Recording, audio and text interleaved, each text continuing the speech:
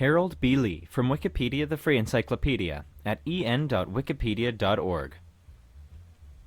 Harold Bingham Lee, born March 28, 1899, died December 26, 1973, was born in Clifton, Idaho, and served as the 11th president of the Church of Jesus Christ of Latter-day Saints from July 1972 until his death. Early life.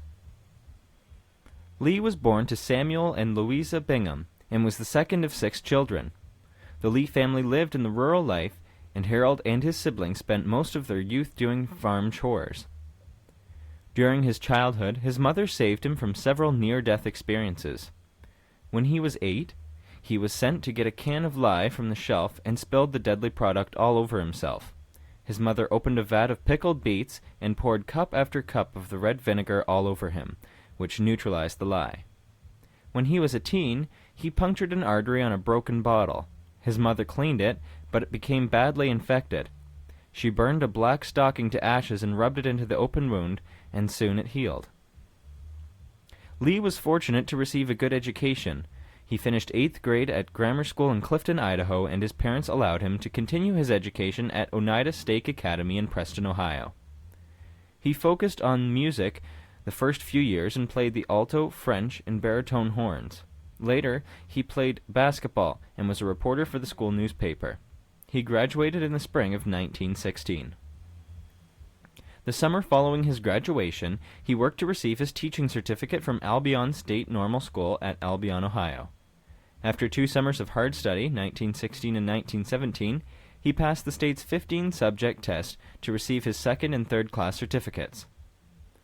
Lee held his first teaching position in the fall of 1916. He taught a class of 25 students, grades 1 through 8 in western Idaho. His salary was $60 a month. When he was 18, he became principal of a school in Oxford, Idaho. In September 1920, the president of the church, Heber G. Grant, called him on a mission to the western states, with headquarters in Denver, Colorado. He was 21 and served until December 1922.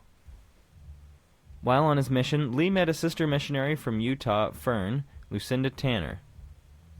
They renewed their acquaintance when they returned from their missions and were married on November 14, 1923.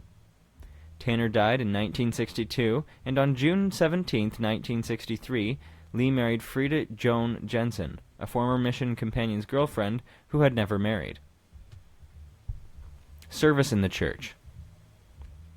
In 1930, Lee was challenged by a calling as a president of the Pioneer Stake in Salt Lake City, because the 1929 Great Depression in the United States left more than half of its members without jobs.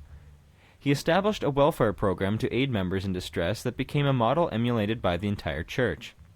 As part of the program, he helped organize the Pioneer Stake Bishop's Storehouse in 1932. The storehouse provided members with basic food necessities. Bishop's storehouses are still part of the church welfare program today.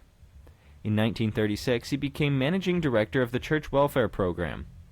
Although he pursued a political career, at one time he was mayor of Salt Lake City. He began full-time work for the church when he was called to the Quorum of the 12 Apostles in 1941. From the time he became an apostle, his eventual succession to the church presidency was seen as largely inevitable, as he almost was 20 years younger than any other apostle, and succession to presidency traditionally relies on length of service among the 12.